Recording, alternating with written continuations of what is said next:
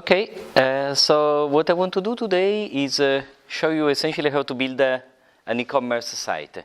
So a site where you can, look at products, put stuff in a shopping cart, and then buy it, and process a credit card payment. I think this is a very good example in several ways.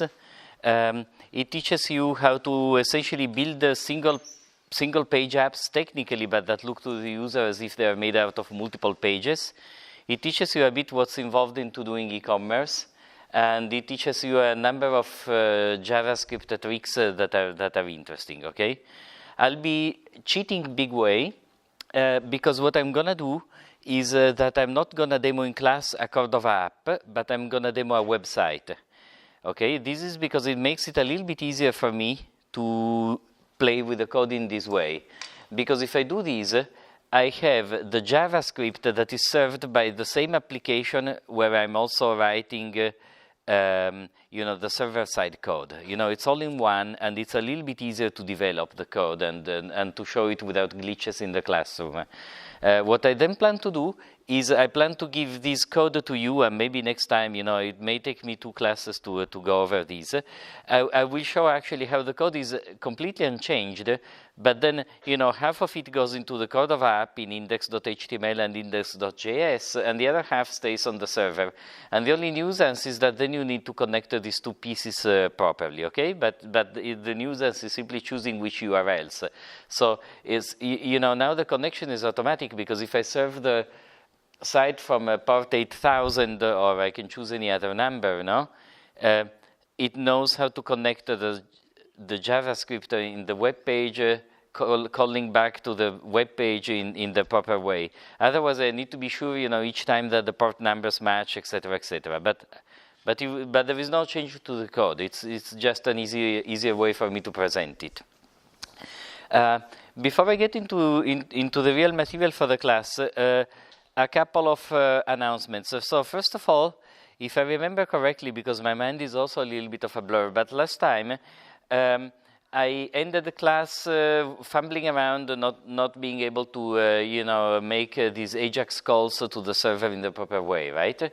So the problem were 2. One was an authorization header in the web page that said essentially that you can call back all servers. Let me see if I can fish it out a moment. So essentially the piece that was... I need to change the font.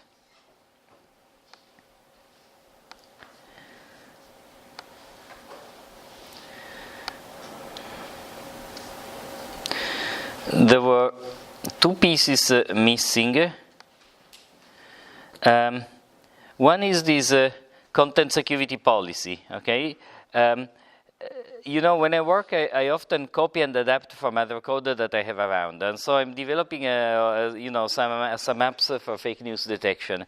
And so I had here some specific header for those apps. Here, essentially, you have to say, the crucial line is this. This tells the browser essentially that in order to do JavaScript calls, it can essentially this line essentially says that any source is fine for JavaScript calls. Okay, and so this makes it work. This is one of the 2 changes, and the other changes is the authorization header that I'm adding to the server app in such a way that I say that all sites are actually authorized to do these JavaScript calls. I mean, look at the documentation in lecture 11, and it's explained in detail what I had to change in order to make it work, okay? So I just wanted to conclude with that. The other thing is that I asked a student to post about how you update arrays in Java in Vue, and I think by now you have seen the post. And I wanted to go a little bit over what the issue is there. Okay, so how does Vue know when to redraw the screen, and what does it redraw? In the first frameworks were quite silly in the way that they may have had a command to explicitly redraw the screen, and then they would just redraw it all. But of course, the effect was not very good, right? So what you want to do when you design a JavaScript framework is do a framework that understands what has been changed and knows which part of the screen to redraw. Okay, so that's essentially, the chief difficulty of writing one of these JavaScript frameworks, so the key thing. And so the way they do it is this. You can change all the JavaScript variables that you want, but the JavaScript variables that are declared as data members of the Vue object, those are kept under watch by Vue. What this means is this, that when you assign values to those variables, Vue adds observers to those variables, okay? So there are observers such that, okay, this is another, this is a code we will be looking at today, but the principle is the same. So in the Vue object, which is here, we have various things. We have products, cart, product search, cart size, cart total. No, we have all these various stuff, okay? And Vue will add observers to these methods by essentially replacing the methods. For example, suppose you have an object that has a, the array may have a method that is called, I always forget how these things are called. How do you call when you want to pop an element out of an array? They have a crazy name for it. It's not called pop. Nobody knows. I used to know. Remove. Yes, no, that would be easy. No, it has a silly name. Anyway, sorry? It might be, because, yeah, no, I mean, I forget each time because it's such a nonsensical name. But anyway, suppose you have an array and you call a method shift on it, no? Then what Vue is doing is that it's replacing the method shift with a method that does the shift, but also lets Vue know that this thing has to be redrawn, right? So the only problem is that due to how JavaScript is done, it's not possible for Vue to redefine the meaning of the square brackets. So if you assign it to an array via square brackets, your assignment actually works just fine. So if you log the change, you see that you're doing all the right things, except that Vue doesn't know that you need to redraw. And it's not enough because, I suppose you could, but it would be horrible. There might be, I have never used it, there might be a signal to poke Vue into re-rendering the whole page, no? But otherwise, it's not enough to just assign another variable because Vue does sort of minimal re-rendering. And so if you assign a value to another variable, it will re-render the portion that involves that variable, but it will not redraw everything, right? And so the effect is that you see that the update is not working, right? You may be modifying your board and you log the data structure. The data structure is fine, but there is no effect on the screen. And the reason is that Vue cannot be alerted by array assignments that involve square brackets. So you have to use this Vue.set function that is similar, but that also alerts Vue to the change. I'm wondering, and I have never done it actually, so I don't know how cleanly the code is written, but I'm wondering whether you would find interesting at some point to dive into how Vue is written internally, to try to see how this is done. This is a sort of, advanced dive. I have to admit I haven't done it so far, but maybe there is some interesting code to discover there. So if you have feelings on these, maybe post on Piazza. We could always do a deep dive into Vue to see how these things are done. Okay? So this sort of concludes the parenthesis. So with these, my example of the newspapers works. I don't have it open on the laptop to demonstrate it though. I could do that, but I'd rather not. It's just a matter of, me not wanting to swap in and out of too many Git repositories on the fly and getting confused before I start the class. But it's there on in the Git repo, and you should be able to make it work, okay? And anyway, today we have other Ajax calls to look at, so it won't be a problem, okay? So now I want to start the e-commerce part. Any questions before I start? No. Okay.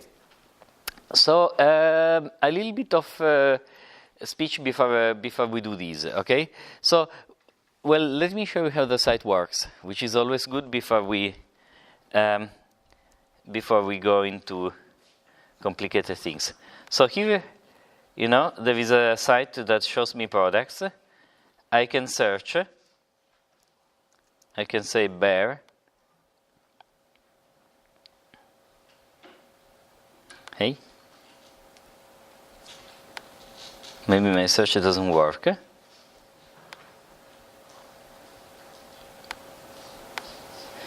Okay, my search doesn't seem to work. I hope I'm connected correctly to the database. Anyway, we can debug search later if it doesn't work. I wonder why. No, it's clearly not doing anything. Okay, so you can buy things. I can buy a bear and 2 stuffed rabbits. Okay. And so once you go in the cart, this shows you the content of the cart. Okay, it shows you that you want to buy one of these, one of that. Okay, you can continue shopping. So, for example, you can also add one rubber duck. No, 2. No, 3. You know, whatever. Okay, so we could add more feedback to the buttons if we want, or something like this. We can go to the cart now. We can see these. We can say, no, actually 2 are enough. This computes the total dynamically. My spacing is not the best. You can click to buy. Okay, this brings up a credit card form. Okay, you can say that I'm Luca. I wonder what it does.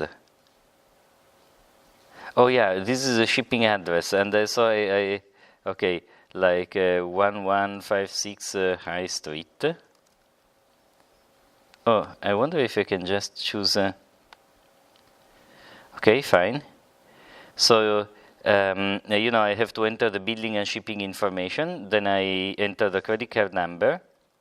And so you see I'm in test mode. So I'm talking to the real e-commerce API in the background, but with a test mode that makes, you know, this particular card number and a few others valid for testing. So, but the call is really going to happen to that place. So, of course, I enter, you know, this fake data. This tells me that the payment has succeeded, and this does what? It doesn't do anything. Why not? Because I got bored, I think. But we can improve this site in many ways. Okay.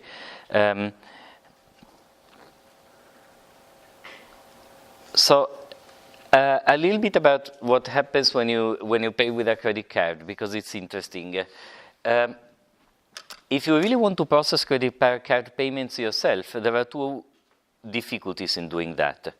One is that, you know, banks, in order to let you process really credit card payments, have a lot of requirements. You have to essentially prove that your site and your company is up to some level of security certification and yada yada. And so before you do that, you essentially are out of a few tens of thousands of dollars in legal fees and other stuff. Okay, so really processing, you really starting yourself as a credit card processor is an expensive thing. Okay.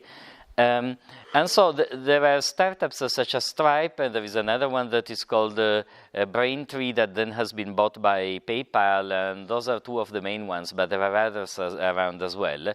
So there are these companies that actually make it much easier to process credit card data by avoiding the user by preventing users from seeing any actual data. Okay, so what they do is that they handle the transaction in such a way that you don't have any of the security sensitive information that would trigger the need for these very expensive certifications. Okay, so what goes on when you use one of these companies' products? I mean, I know for Stripe, and I think Braintree is similar. They work on the same principle.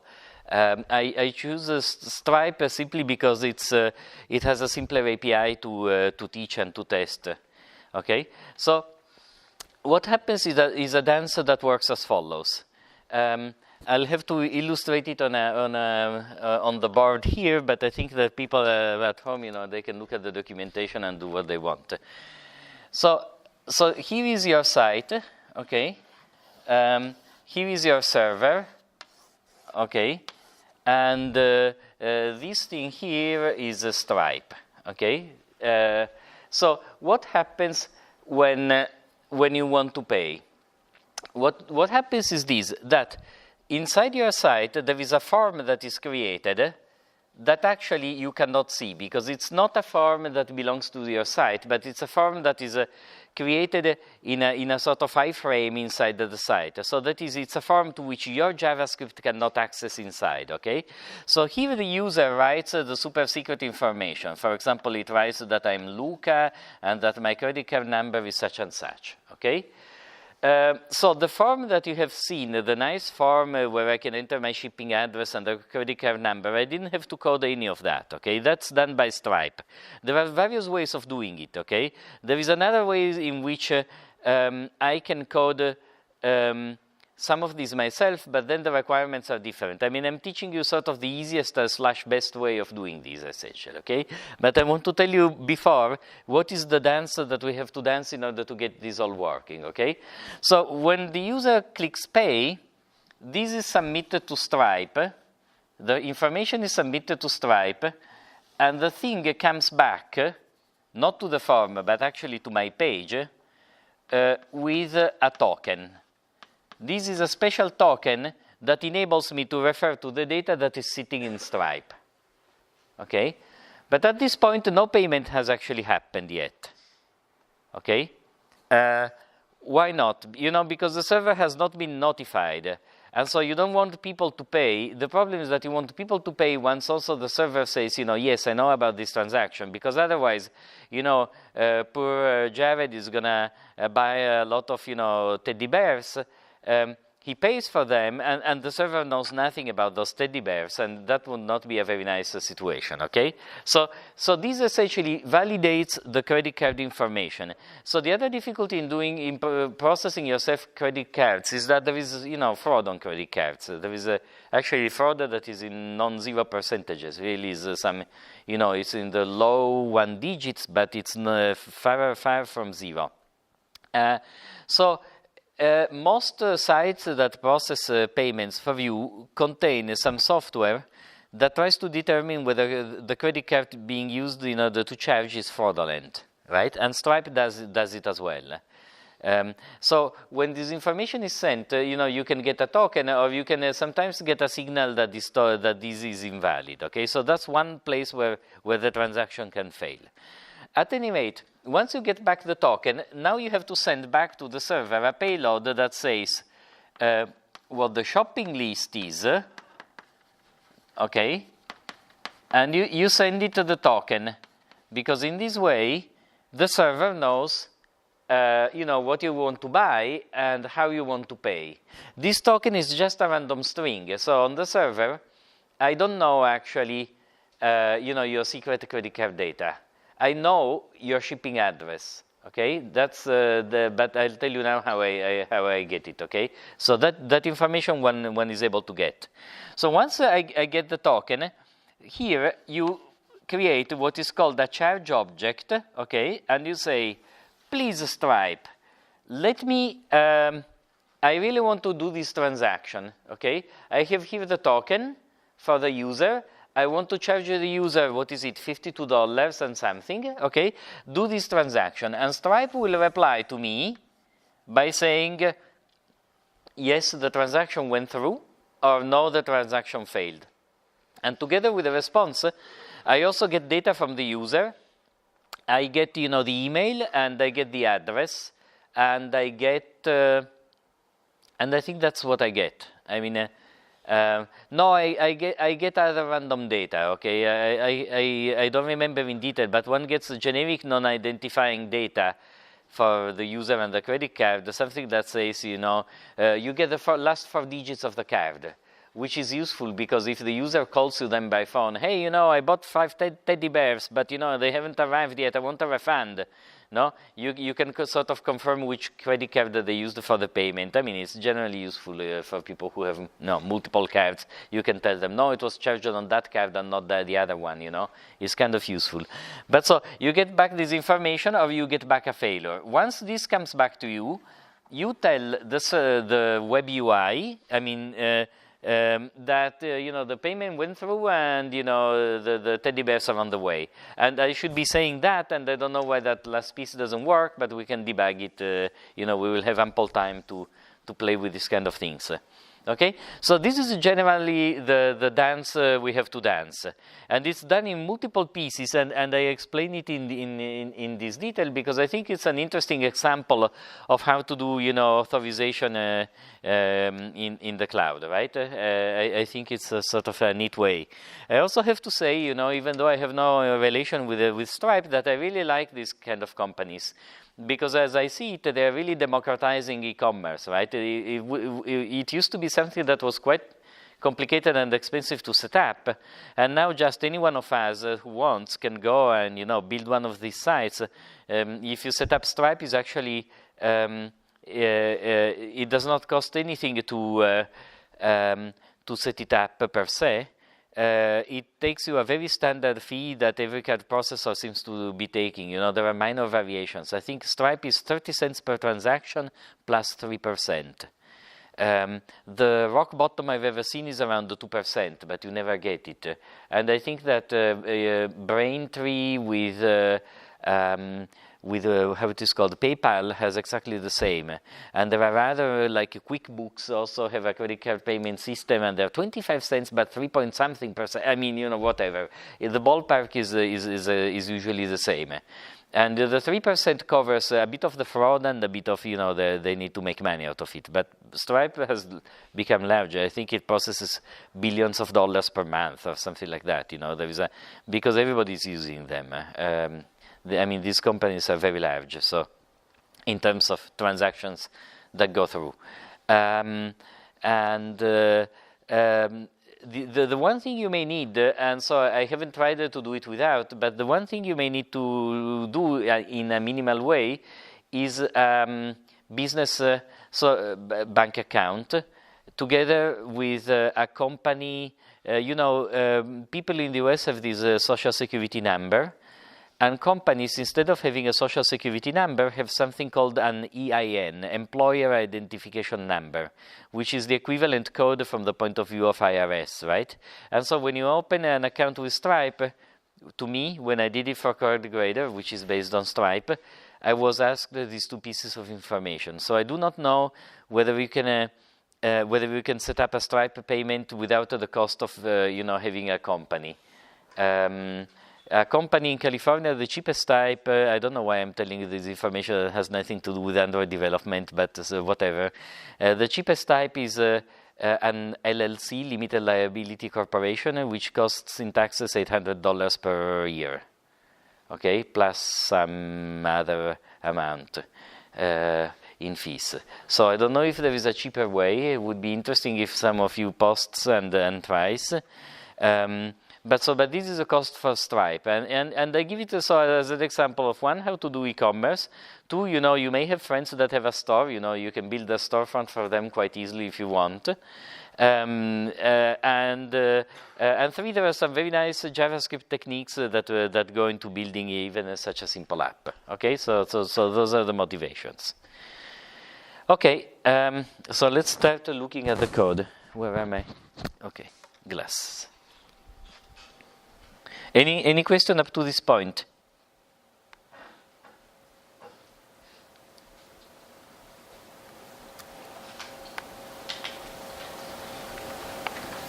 Okay, let me keep on the screen only the code I actually need.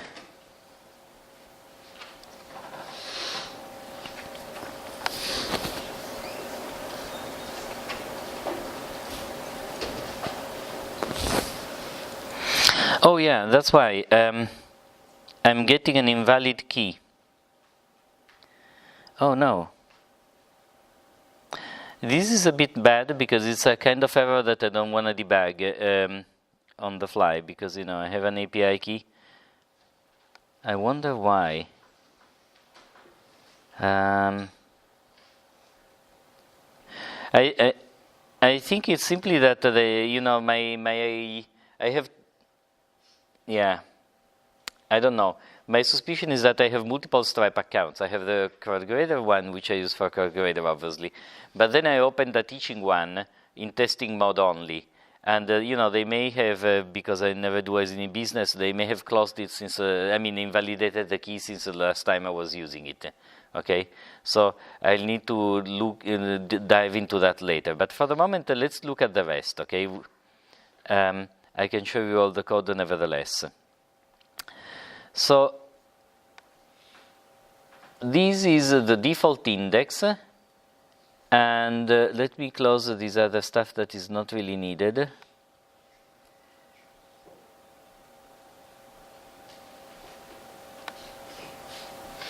And sorry, I want to just get the index file, which is this one. Okay, so this is the HTML for producing these. So, you know, I should have put a better warning that the transaction failed, and I think we can do that if we want. But essentially, this is done. This page is done out of the. This site is made out of one shopping cart page. Okay, then I can. Why did the buy buttons disappear? I don't know. You know, if it was a real site, I would have to debug it better, I guess. So there is this page, okay? Then there is this page, okay? And then we are not seeing it, but there is a confirmation page. So if we want to have two pages in a single page app like the ones we build with Cordova, how do we do it? Okay, so a very easy way is the following. Let's look at the organization of the code. There is a div that I called main content, which is, you know, just, I don't know, because I like to have it. There is no particular reason, because everything is inside it, actually. But then there is a div with ID div and style display none. That is the main place that is managed by Vue. The style is display none so that I can avoid, you know, garbage spewing out on the screen before Vue has finished initializing in the proper way. So essentially, I can leave the page blank and invisible until I can trigger, you know, the visibility. Now, the site is then divided into various sections. There is a control bar on top. I know that it doesn't look like much, but there is this control bar that can contain either the shopping cart button or the continue shopping and the search. And you can also add to it, for example, in Android, you can add to it an icon to go back. You know, if you don't want to handle the back button at the bottom of the screen, you can sort of mimic the way some apps work by putting on the top of the screen this icon that looks like a smaller than sign, no, this sort of caret, so that when you and you can associate behavior. So it's somewhat common that you might want on the top of the screen to have a divider that just holds the initial line, so that you can change the top of the screen according to, you know, what you want to display. Modulo that, I have some divs that, if I fold them, I've done in this way. They have a Vue if. A Vue if is a conditional rendering in Vue, and it means that the div is actually rendered if the conditional is true. And so I have a variable that I called page, and depending on the value of the variable page, I will show one or the other div. So this is how you create multi-site pages, multi-page sites in Vue, right? You sort of write the HTML as if all the content on the screen was always present, right? And then you toggle the visibility, the presence really of these various dividers according to the state of your variables. And if you want to mimic the presence of multiple pages, it's quite easy to have a variable called page, and then, you know, if the value of page is prod, you show one div, and if the value of page is cart, you show another div. Okay, so that's for the. So let's look at the product div. It's actually not very complicated. Okay, all I need is this to render the page where you can buy your products. So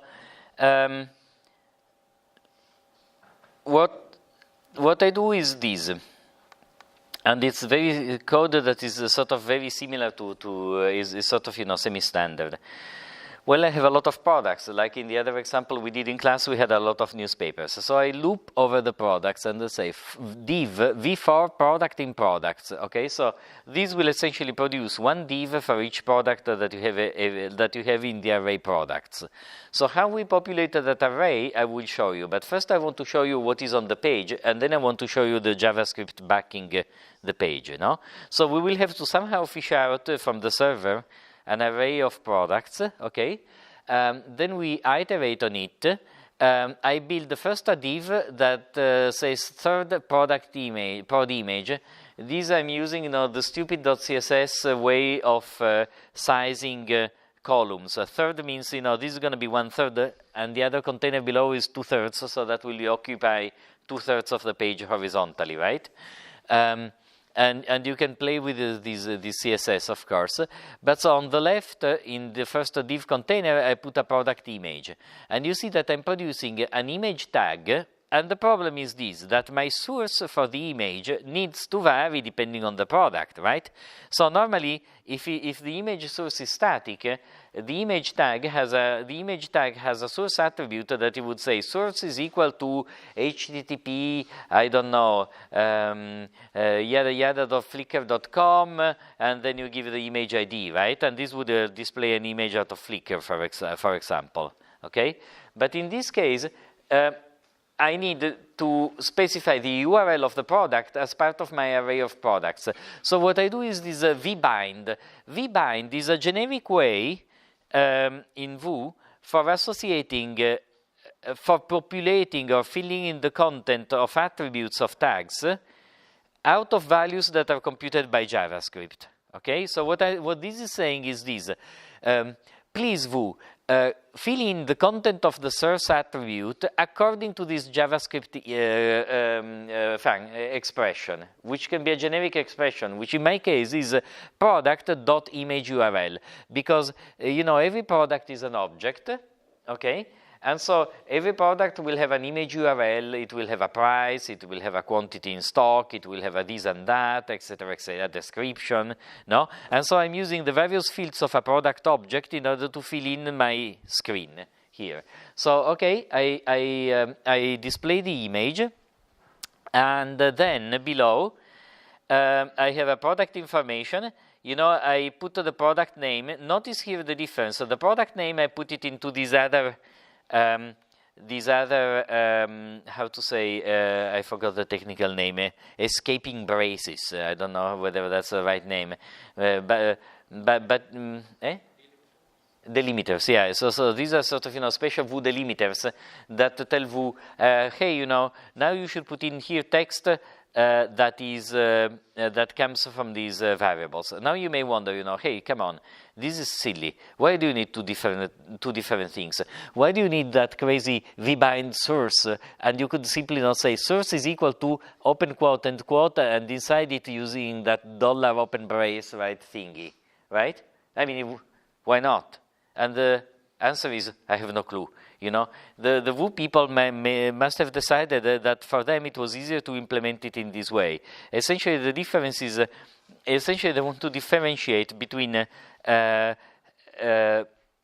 modifiers that can go inside the tags, like the vbind source, or on colon click, right? These event listeners, and instead general text that is put, in the as a filler of an HTML tag. Okay, I don't know why they do that. I mean, it must have been simpler for them. Okay.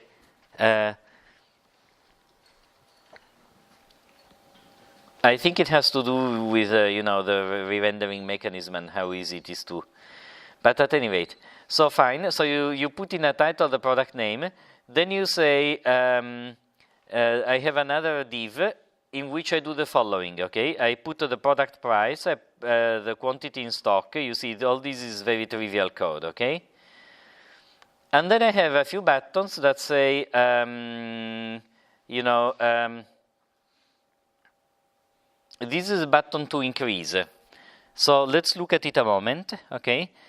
It's a button of class button. So vOn is a generic way to bind JavaScript to events that are generated in that tag. I told you that that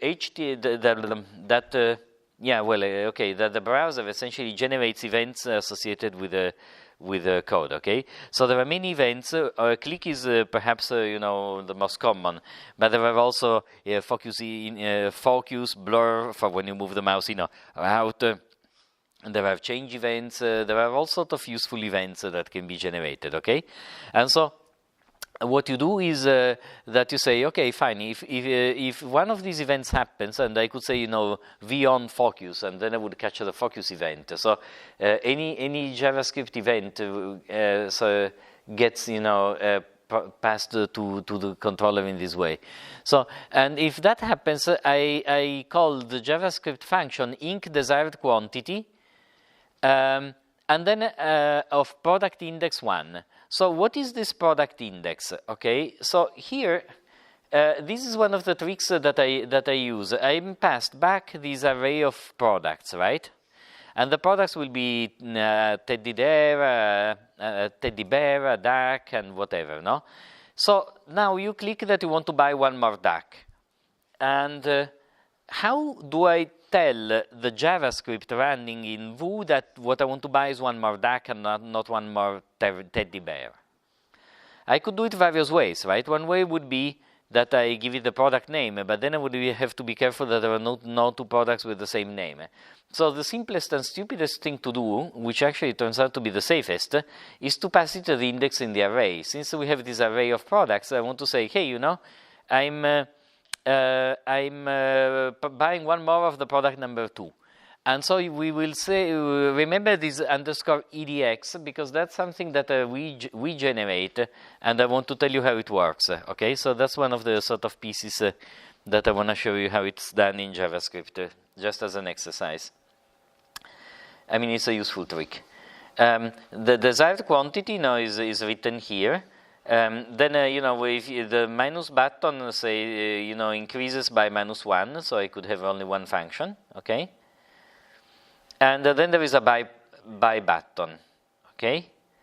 And then there is a product description. And I think that's it for the moment, Then there is another page that is a shopping cart. I folded it here, I could show you how it is. But I think this is enough to look at the code backing these first, okay? Then we may go to the other part later. So how does this work?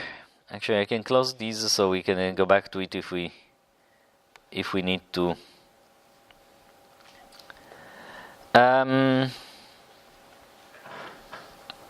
Where to start? This is my definition of the Vue object.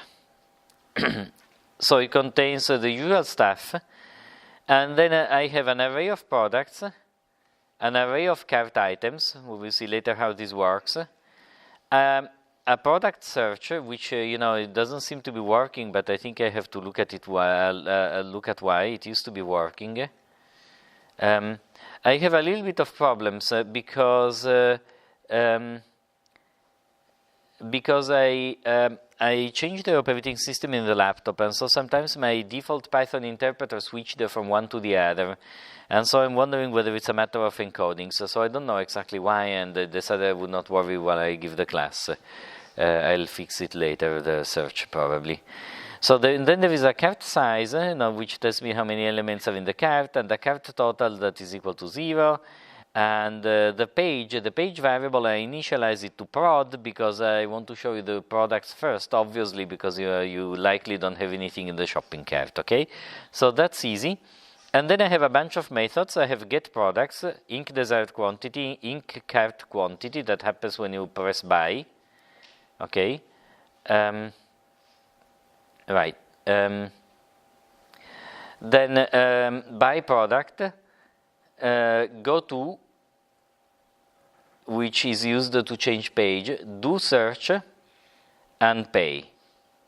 Okay, so let's see what happens first. So, I declare the Vue object. I have a bunch of methods that get triggered, and then I run the following code before showing anything. I say self get products, self read cart, show. So I want to get the products from the server, I want to get the cart, and then I want to show what is happening. Okay, and this is fun code. So let's look at it a moment. So get products is actually quite simple. Everything is simple here. I do one of these get JSON calls that I was describing to you the other time. These are the calls to the server that expect a JSON encoded object as a return object, okay? So I do a get JSON call in which I have to specify a product URL. This product URL is not a mystery. It's actually defined here. It's one of the things that you have to change.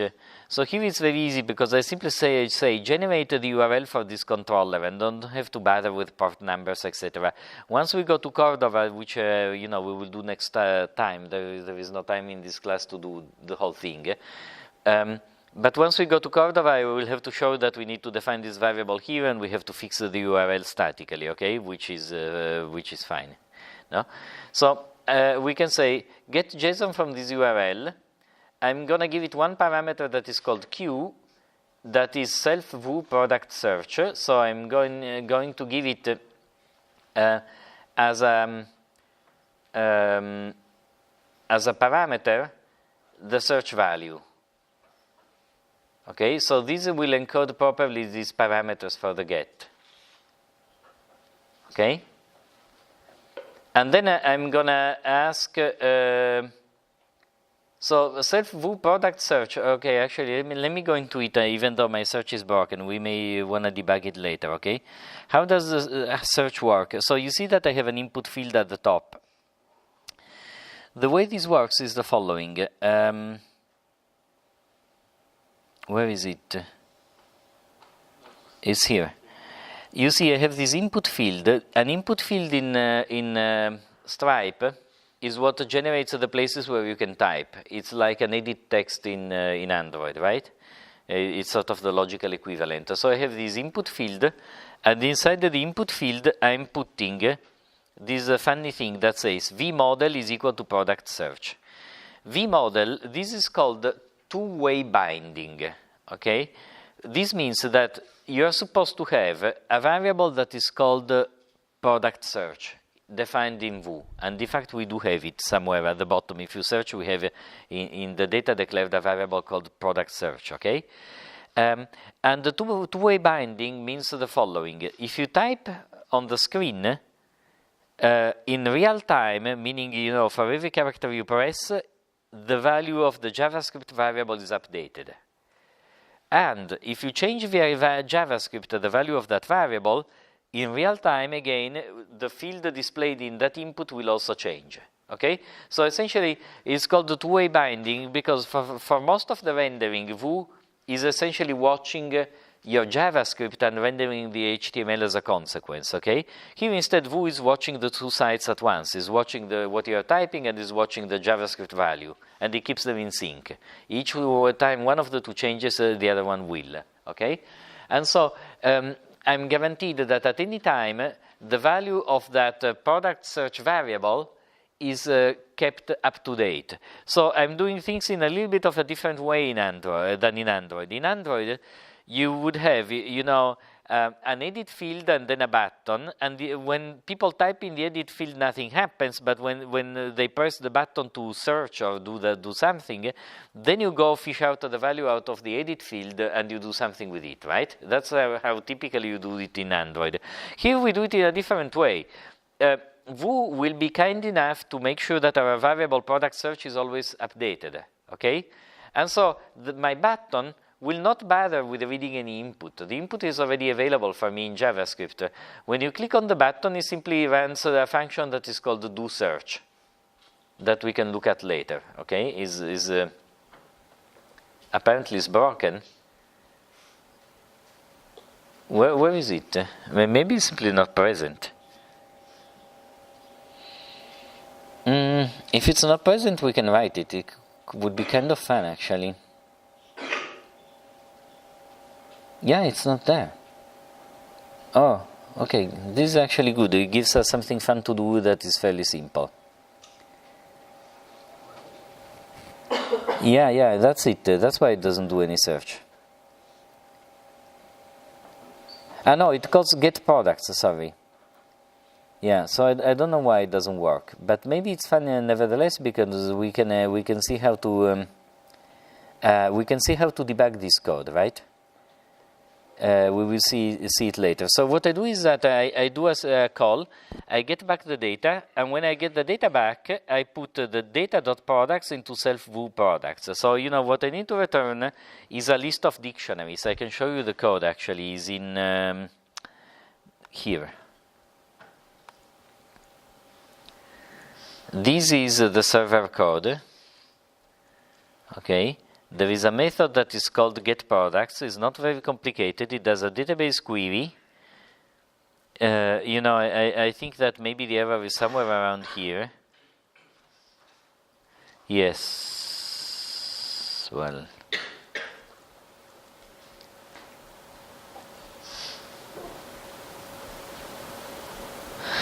I don't know exactly why there would be a mistake. Yeah, everything seems fine, but everything is not fine. So I don't quite know, we will have to look at it. And it used to work. It's one of these gremlins. We will debug it later, okay? So, but essentially, I run the query, and then I say, I'm very lazy. I get exactly what comes out of the database. And I say, for P in products, which is a result of this query, I just add some fields, P image URL, P desired quantity, P cart quantity, and then I just return a dictionary built out of that. Okay? So this is a list of dictionaries. No, I return a dictionary that says product is equal to products, but products is a list because of the way it comes out of the database. Okay? So, and in fact, maybe it's useful to look at it actually. Let me open here the inspection page. Wait, why did it do this? Oh, okay. 1 second.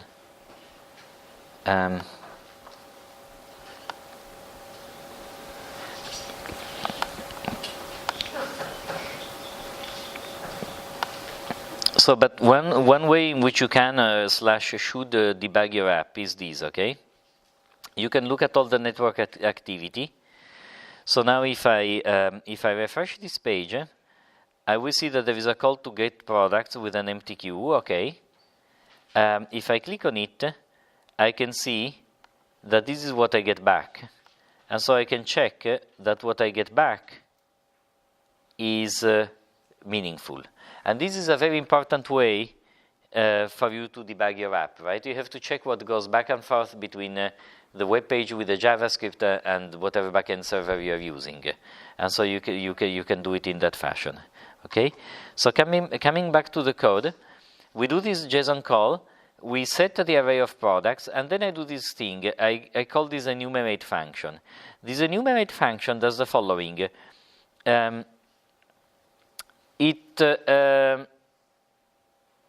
It's a function that takes an argument, which is supposed to be an array, and then over the array, it maps this function, which for each element of the array sets the array index to a value that is incremented.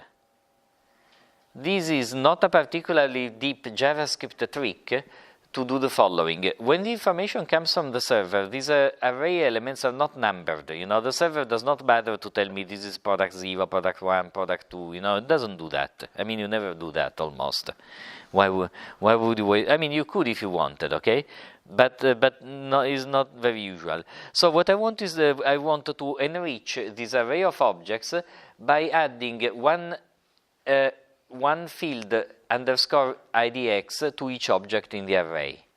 So what I'm doing is that I'm mapping over the array a function that that sets the value of this underscore IDX. Okay? So this will enable me to know in the HTML code which one is the index in the array if I loop over objects. Okay? Not a very deep trick, but it's a sort of handy one. Okay? And that's all it goes into getting the products. Yeah. So the IDX property, is that defined anywhere else, or you just? No, it's my particular nickname. Well, so is that the first time that you mentioned it? Like, do you have to define that? No, yes, it's not like C or Java that you need to define what are the fields of an object, right? If you want, you can say take an object and say object dot hula hoop is equal to 7, and you know now that particular object has a field hula hoop which is equal to 7, no? And so that's very convenient, and so. One of the things that I try to do when I build these apps that have a server and JavaScript component is this: I try to be a little bit careful in the server and try to ship to the client information that is as usable as I possibly can. Often it's a little bit more pleasant, perhaps because I'm more used to Python, you might say, but also because it's a little bit easier to do complicated transformations on the server if you need to do them. I don't know what comes to mind here, but for example, if I had to normalize titles and use complicated libraries for newspaper titles that were trying to properly capitalize and non-capitalize and know the geographic names of places and yada yada whatever, I would probably do that on the server. So essentially, I try on the server to give a list that already pre-masticated to be exactly what you need in the loop in order to render, except perhaps for small pieces such as this index that I typically do client side. Okay, it's your choice, but I found this to be a sort of useful technique. Okay, so this is as what you need to do for storing. For doing the search. Later we can debug it. The inc desired quantity. Okay, this is a very simple function. It takes a product index and a quantity, and what does it do? It fishes out of the array the right product, and then it says that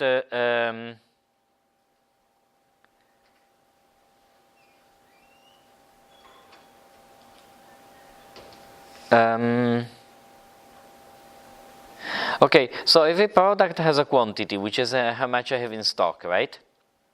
And so I do a max min between 0 and how much I have in stock.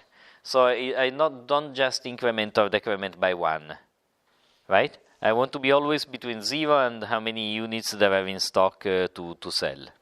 That's just my choice. And so that's all I need to do. I mean, it's really fairly neat how you don't have to take care of redisplaying the information. Okay, inc cart quantity. Now we are putting stuff in the cart. So there is a bit of max min because I'm trying to check at any place that you are not trying to buy more things than are available. Of course, this is fake, because these, I could have loaded the JavaScript from the server 1 minute ago, and now you are shopping, and now somebody else comes in and buys all the teddy bears, and now you think you can buy teddy bears, but the server is out of teddy bears. How do you deal with that? Well, there are a couple of ways, Remember that when the person pays, you get these token together with a shopping cart, okay? And when you get that, at that point, the server has access to the database, which is the only place that tells you really what you have sold already or not. So in that case, I can say, I'm sorry, but your payment didn't go through because I'm out of teddy bears now. Would you like to return to shopping and do something else? No? And then you can do things more sophisticated. For example, you can maybe automatically decrease the cart number or give a notification in the cart. I mean, then, all the complication of doing a super smooth e-shopping site come up, right? But you catch the error at that validation moment when you try to actually charge a credit card. The database has this notion of transactions.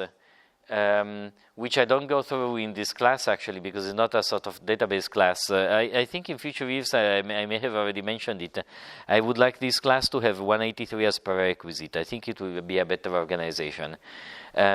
But in that way, you will know about database transactions. But what you need to do when somebody pays is, in a single blow, you need to decrement the quantity in inventory. Write the fact that the person has paid, and now you have one more thing to deliver, and that's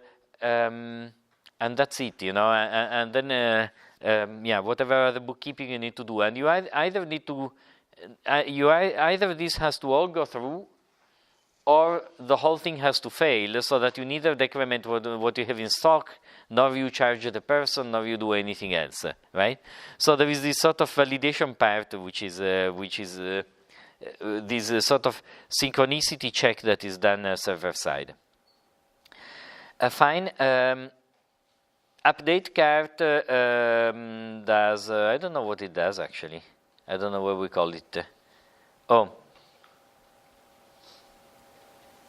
Oh yeah, I mean, it just computes. See, whenever I want to change the cart, I call this function that, you see, the cart array is modified dynamically. So every time I change it, I want to recompute the indices on it, this underscore IDX that I use also over there for the rendering. And I also want to compute the total in dollars of the cart prices. So this is what I'm doing here. I'm computing the cart total. And so I'm setting the cart size and cart total amount of dollars in some variables. So every time I change the cart, I call manually this update cart function. I wish, you know, the programming languages had a way in which you could watch values of some variables to trigger computation. That would be a super neat feature, actually. I wonder if there are languages that support it, because what I would really want to write is code that says, hey, watch shopping cart, and every time it changes, please run this code. I mean, wouldn't it be beautiful? Most of what we write in code, I mean, actually, this is a fantastic thing to explore. I don't know if there are languages that do it. Most languages are truly boring in the sense that it's you who have to say everything that happens. I mean, how many of you have taken graph algorithms, for instance, right? The Dijkstra shortest path, okay? How do you write Dijkstra shortest path algorithm? Do you remember? Of course you do by heart, right? Even if you are upside down in the shower. We know these things. So the way you write it is something like this. You want to determine a shortest path to a given node, okay? And so you do something like this in the algorithm. Let me get some fresh. Oh, interesting. Okay, fine. I give up. It will be enough. So what you do is something like this. You start from a node, and the node has some neighbors, right? And there are neighbors put in some ways, etc. And there can be loops and funny things, etc. Whatever. Now you can imagine. I always draw my graphs in such a way that they look simple. But so suppose that you keep at runtime for every node you keep the least cost that caused that you have. So this is the origin, okay? So you keep at runtime in each node the least cost, the cost of the cheapest path to reach that node, okay? And then you work in this way. Suppose the cost of this was 10, and now, because 10 was 5 plus 5, but then now you explore this other route. This route was 6 and 2, and so you say no, this is no more 10. It's only 8, right? And so what do you do in the shortest path algorithm? When you see that something decreases, you trigger a recomputation of its neighbors, no? Because they might decrease as well, because now they have to evaluate, is it better my old shortest path, or is it better to go through this node whose price now decreased and then one more edge, right? That's the basic idea behind the shortest path algorithm. And so, you could have maybe rewrite it in another way. Now I want to, even somebody must have thought of writing a language in this way, but it's sort of a cute idea. Instead of doing that, you take the other point of view and you say, hey, node, You are connected to Jared and Rakshit and I don't know. Okay, and 3. You have a T-shirt with 3 on it. Okay, so I'm connected to these nodes, and I watch you. And if there is a change to you, I change as well. You know, and you don't write anything. You don't write this boring control flow that says, okay, I have a frontier of open nodes. I have a frontier of nodes. I have a set of nodes that are closed because I have already computed them, and yada yada. You know, most algorithms work around graphs in the end and keep a set of open, frontier, and closed nodes and do various stuff with them. You know, in various sources. That's you know, the ingredients of a graph recipe. And you don't do that instead. You know, you simply work by triggers. I mean, this might be inefficient, right? Because I may be woken up too frequently. Because, you know, I may get some spurious triggers from 2 nodes, and once I process one, it's as if I process the other one as well. I'm not sure about that, right? But it would be a very nice way of writing code, in which, because in code, and now I'm very tempted to look more in this, into this idea. The problem when you write code is the following. When you write code, you always know what you need. Why? Well, because you need it, right? But you rarely know who needs you. Why? Because you don't care about that when you write that piece of code, right? I mean, when you add something to the cart, you just want to add something to the cart and be done with it. You don't care about all the other pieces and stuffies that need to be notified that the cart needs to be updated, right? So, of course, there are messages, there are languages that have a sort of event passing or event models in which, you know, you can define events and then launch the event, and all the listeners to that event can listen to the broadcast and do something with it. But wouldn't it be nicer if you can just listen to variable changes? Anyway, I'll leave it at that, okay? But so here we don't have this facility, and so we have to propagate these changes manually. And so what I do is this: update cart, store cart. Let's take a look at store cart. It's super short, but very interesting. So it turns out that browsers have client-side storage. I mean, all modern browsers. This means that you have a place called local storage, written in that camel case way, that acts like a generic object in which you can put stuff in. Okay? And it's a responsibility to, I mean, it's not one global, right? It's one per site. So this local storage object depends on the URL where you got the information. But within a page, you know, you have this local storage object that you can play with and do stuff. And is persistent. So what I'm doing is this. I'm saying local storage.cart is equal to, and I want to put a string that defines what the cart is, right? And in order to do that, because my cart is a list of objects, it's not a string, what do? I convert in JSON. So just as we can convert in and out of JSON in Python, so we can convert in and out of JSON in JavaScript. It would be crazy if we couldn't, right? I mean, it was born as an interface language for JavaScript.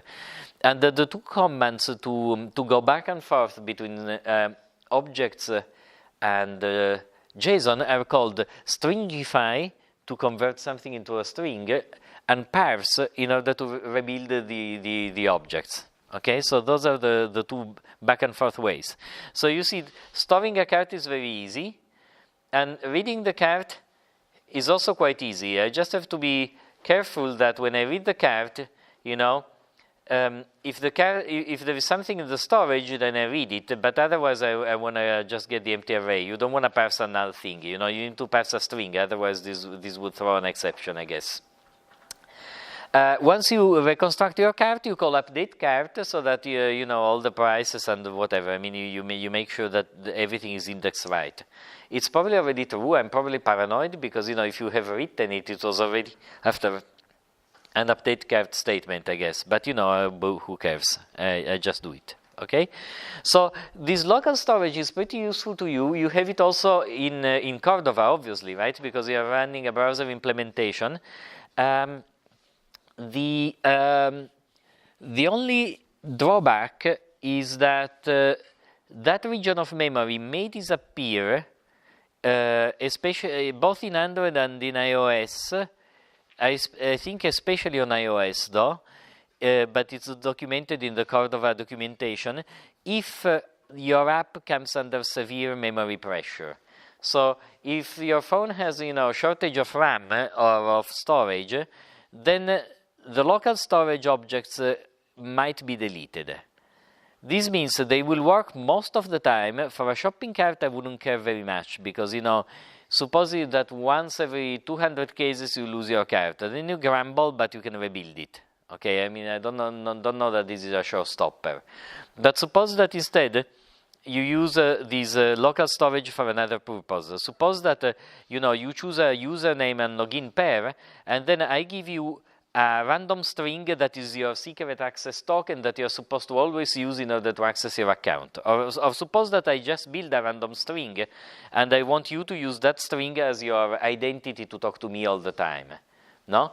Then putting it in local storage is not a great idea because if it disappears, you're toast. I mean, you're not you anymore. You become another person, because if you rebuild another string at random, it would be different, right?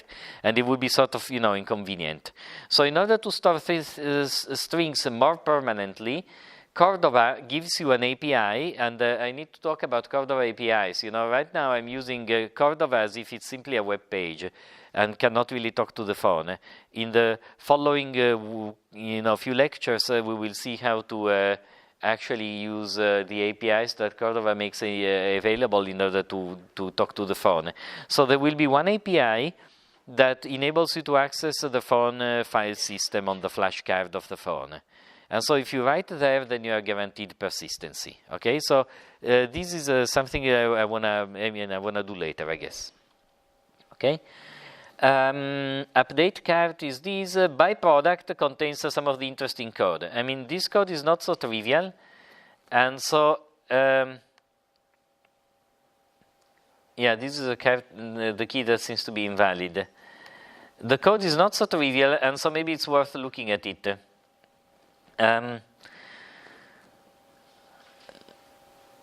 No, this is trivial. I mean, this is like, boring code that just does what? It just, puts stuff in the cart if it needs to be put in the cart, and contains the stupid checks that if you buy twice teddy bears, then I just increment the quantity of the teddy bears, this kind of stuff. Nothing special. Now, the code that is more interesting instead is the one that is triggered when you press that you want to buy. Okay, so this calls the function pay. The function pay is this. Okay. The function pay creates a Stripe instance. I assign a name, a description, and I can tweak configuration parameters. You can go to the Stripe documentation page to know what these parameters are. But you can tweak, for example, that the billing address is true and shipping address is true as well. And Stripe talks into cents. So I give you the amount that you want to pay in cents. So this is how it's done to choose dynamically the amount of money you want to pay. Okay? So this is the piece. There is one thing that confuses me. Sorry, just 1 second.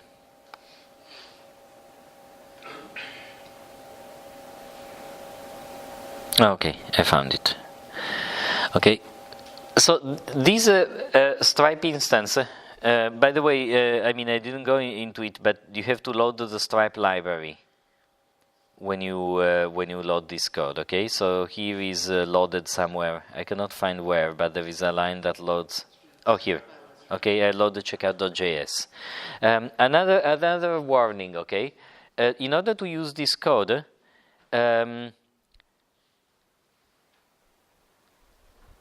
the web page has to be served by an right.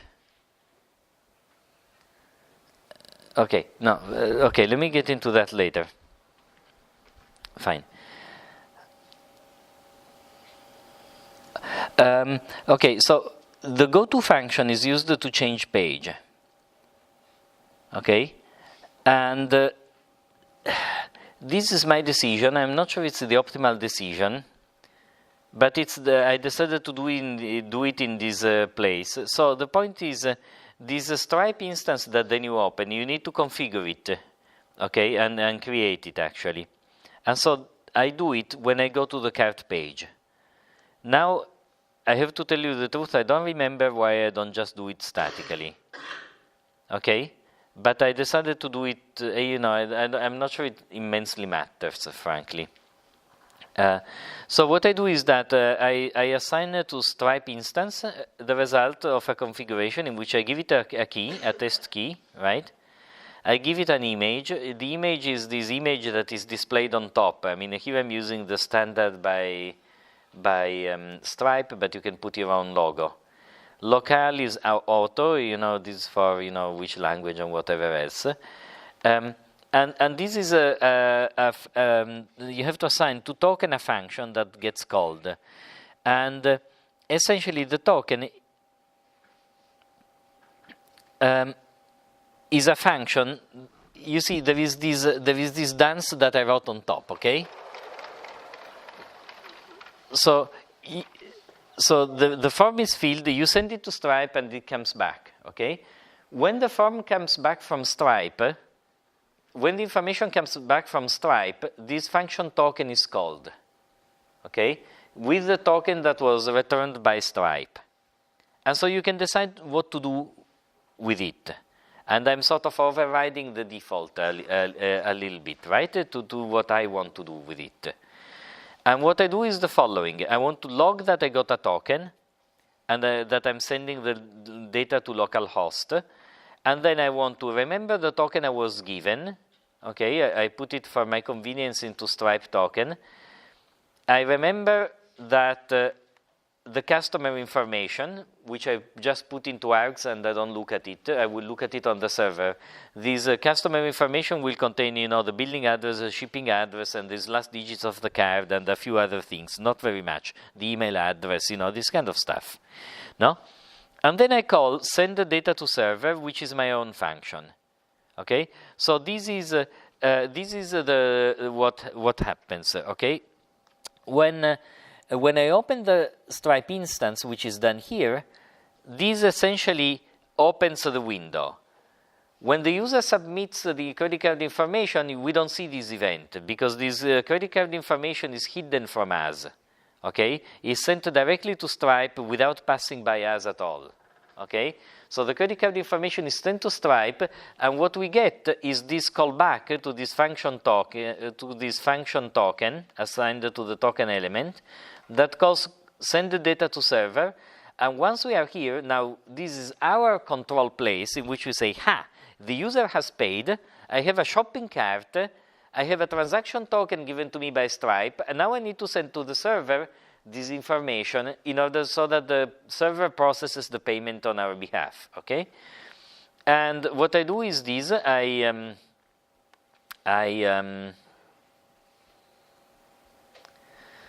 do a post. So I could do a get, but instead I decided to do a post because what is the difference? Two things. First of all, the information I may be sending is large, so I want to use a post where the information travels in an attached body to the request and not in the URL, obviously. And then there is also a convention in web design that GET requests are supposed to be stateless. So if I give it twice, I shouldn't do something twice. This is obviously not a stateless request, right? This is a request that causes a change. And so you should be using a post or a put for that. So anyway, I generate a post. And, this is the equivalent that we were doing in Android of specifying the data for the post. But see how simple it is, right? I have customer information, and I JSON stringify the customer information. I have a transaction token, and I don't know why I would need to JSON stringify it, right? But since I like JSON, I stringify everything that ever happens to be between my hands, Why not? And then, I have no idea why. Maybe it would have worked nevertheless. Essentially, do I want to bet that this was a string or not? I mean, I don't know, sometimes it's easier not to think, I guess. Amount, which is the amount of money that was in the cart, and then the cart that I stringify for good reason, because the cart is a list of objects, right? So I prepare this payload and choof, I send it to the server. And then I say, when the data comes back, you see, this is why we don't see anything because we fail. Because, you know, this is an example that I wrote in order to be simple, you know, and give an example in class. So I don't have a function to handle failure on the server. So if the server throws a 500 error, this function data will not be called. You can, when you do one of these post calls, specify how to handle both successful return values of a call and failing values. You know, these are the HTTP values with which I think many of you are familiar. 404 would be page not found, but when you talk to your own server, you know, usually the two values you are most concerned about are 200, which means that everything is okay and the call was successful, or else 500, which means that there has been a server error. And maybe, you know, there is 401 or 402 or 403 that are authorization errors also, okay? But so in this case, if the call fails, I don't do anything. Otherwise, if I used instead of $.post $.ajax, which works in a similar way, then I would have all the flexibility to specify exactly how to handle errors as well. Okay? And you can look in the jQuery documentation and do that. So once I get the data, what do? I say that the cart is empty. I update the cart and store it, whatever. I go to the products, and I don't do anything with the data actually back. And I say, thank you for your purchase. Okay, that's all I do. Okay? So that's most of how the site works. And I wanted to show it to you, essentially to show you a little bit of, you know, slightly less trivial. So what are the lessons to be taken out of these, you know, whether you care about e-commerce or not? This contains good examples of how to do calls to servers, of how to index arrays in order to display them, of how to build a multi-page app by simply have divs that have a who if page is equal to this and display, and so you can, you know, dynamically toggle which page you are showing. So you see, it's very different. In Android native, we have this notion of an activity, and we switch activities. Here we don't switch anything. There is one page only, and we just decide which divs are shown on that page, and that gives a visual effect of switching page, but we don't switch anything, which is, you know, kind of very convenient in many ways, because it means, for instance, that all the work that we had to go through via app info in order to share information among activities is not to be done here, you know. The Woo instance is only one. It will contain all our data, and we are happy, essentially. No, so that's a sort of a simplification there. What are the other lessons to be taken from here? Yeah, I don't. Yeah, I mean, you can see how I'm using also, and this is another thing that I find very convenient. You know, I used to use reactive in some past time instead of Vue. And the reactive, when you call JavaScript from the HTML, you could specify the function name but not pass the arguments, and this was truly annoying. Here instead we can pass arguments, so you see how I'm also trying to have a somewhat minimal set of methods I call. For example, here, I only have one method, inc desired quantity, and then I pass a +1 or a -1. So, you know, you can a bit try to factor your code in such a way that, you know, your interface is not so large between the HTML and the JavaScript, and it sort of turns out pleasant. Yeah, I mean, this is all. In general, I have to say I find it fairly pleasant to develop this kind of code. When I developed it, the only difficult part for me was dealing with Stripe, simply because the documentation of how to build a cart in which the amount to pay was decided dynamically in JavaScript was an epsilon harder to find. So the classical documentation that Stripe has is when you know the price from the beginning. So if you know the price from the beginning, you would have put it into this code here, which is here when you create the instance. Normally, all the examples are with putting the price you have to pay here when you create the instance. Okay? The fact that you can tweak those things when you open the instance and you can divide this code in two, this was the only one difficulty, simply because at the time when I was doing it, it was slightly less documented. I mean, it was documented, but you had to search a little bit and figure out that was the right order in which to do things. But, if you remove that particular thing to do, I think that the whole of the rest, I don't know how much it took, but not much beyond a couple of hours of coding. Because I don't know how to say, there is a sort of pleasantness in coding these things. The way I usually go by is that I first imagine, in fact, I've talked far too little about how does one go by developing an app. So maybe let me use a bit of time now to mention this. Do you have questions that you want to ask now? Let me just tell you how I generally do these things. I start by thinking at how I want my pages to look like. And usually when I think of it, there are people with different types of minds. Mine is very visual, so I can sort of do fairly detailed images in my mind of things I want, right? But if it gets complicated and it gets to multiple pages, then I simply get these blank sheets and start drawing with pencil how I want the various pages to look like. And I stare at them and I sort of, pretend, of course you never get it right, but I want to get it almost right. And so you start thinking, and this is actually, sometimes I spend much more time doing this than actually writing the code.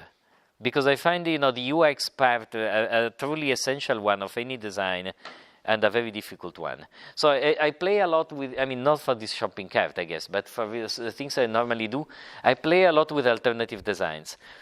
Then what I do is that I write all the HTML code that contains the Vue bindings, okay? Because now I have fresh in my mind how I want the app to look like.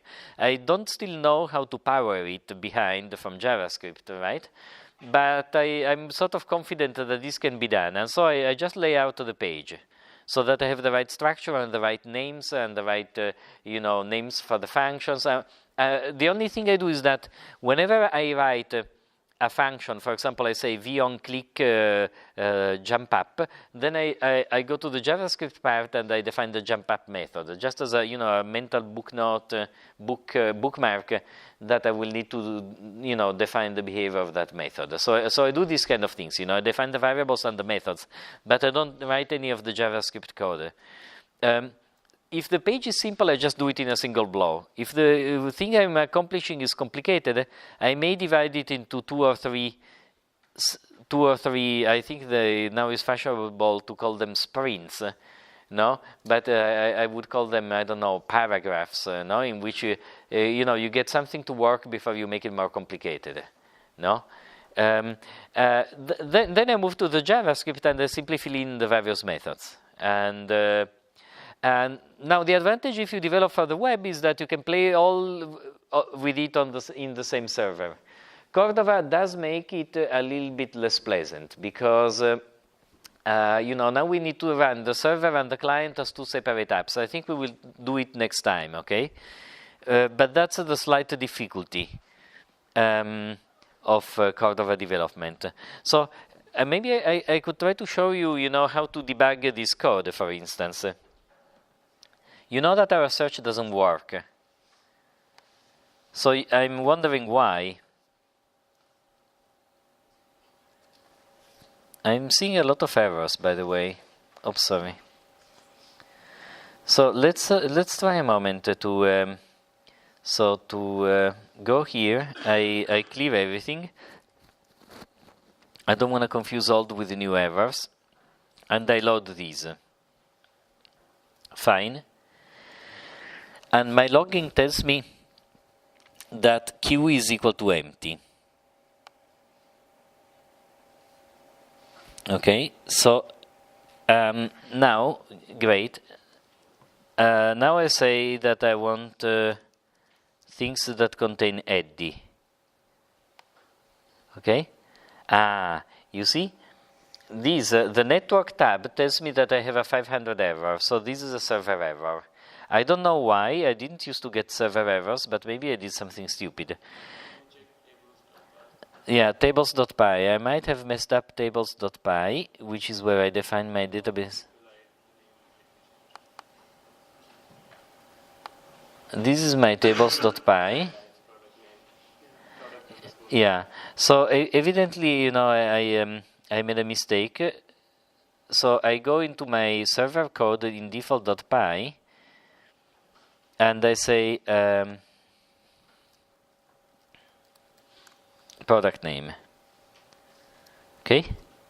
So I fix the error. You see, it's very pleasant if I develop just for the web because I don't need to reinitialize anything. Now I can search for eddy. And it works. Okay, so this fixes the error. Now, the other thing you can do is this. You can go, and this is why I do some of these things. So you can go in the console. The console contains the output. We're close to out of time. But, there is this app object. So suppose that I want to find out what is in the shopping list. I can say app.view.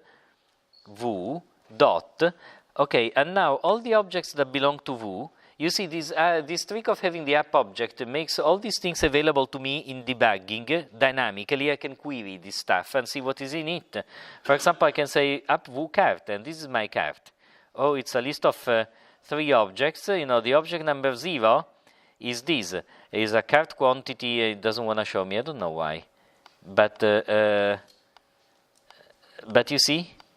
No? And you see, by the way, these observers by Vue must be somewhere. I don't know where they are.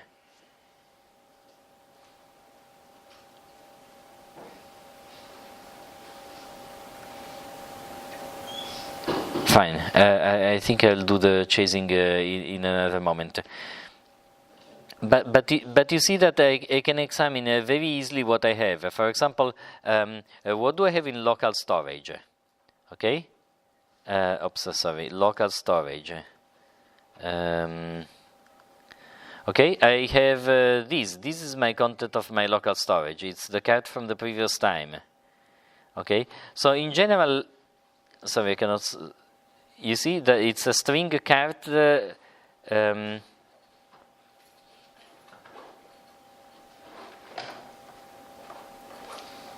Well.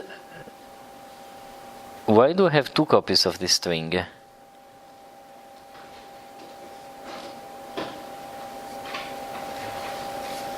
This is kind of interesting. No.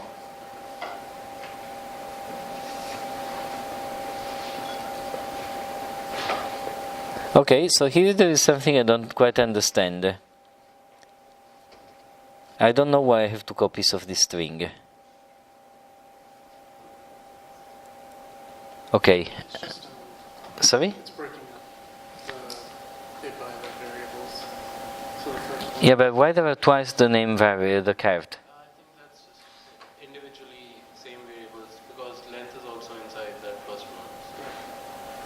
So it's breaking detailed version like debug. Oh, I see. Yeah, there is only one cart, and then there is only one LSID that is set as an identifier of the. Yeah. Yeah. Sorry, I was. And so this is what are the main places where you go for debugging? You go to the console where you can explore all the variables you want. You go to the network tab in which you can see the information that is going back and forth between the page and the server. Okay, and then if you can, normally you can if it's your own server, you go on the server logs to see whatever is happening on the server. And so the annoyance, if you will, of developing these kind of things compared to other type of coding, the annoyance is that you have all these moving pieces, right? It's not that errors happen in only one place. You have to watch out for these places. the kind of thing that sometimes makes it easier of a normal program, that a normal program is like a train wreck, you know? You sort of goes, boom, crashes. And then once it crashes, you exit it. And the thing has already blown up, right? And now you have only like whatever stack trace you have as output. And it's kind of annoying, right? It would be much nicer if when programs crash, they say, you know, I'm sorry I crashed, but I'm still here, and you can go examine the variables in it at the time of the crash. Wouldn't it be nice? And this, in fact, you can do it here, right? Because if you get a server error, etc., it's not that the server blows up or the page disappears. So you can go there and look at actually what are the values of the variables in JavaScript. Another place you can go, but then you start throwing tomatoes at me, is the source. But maybe I will show you the source next time and how to do debugging of the JavaScript source next time. Okay? Thank you.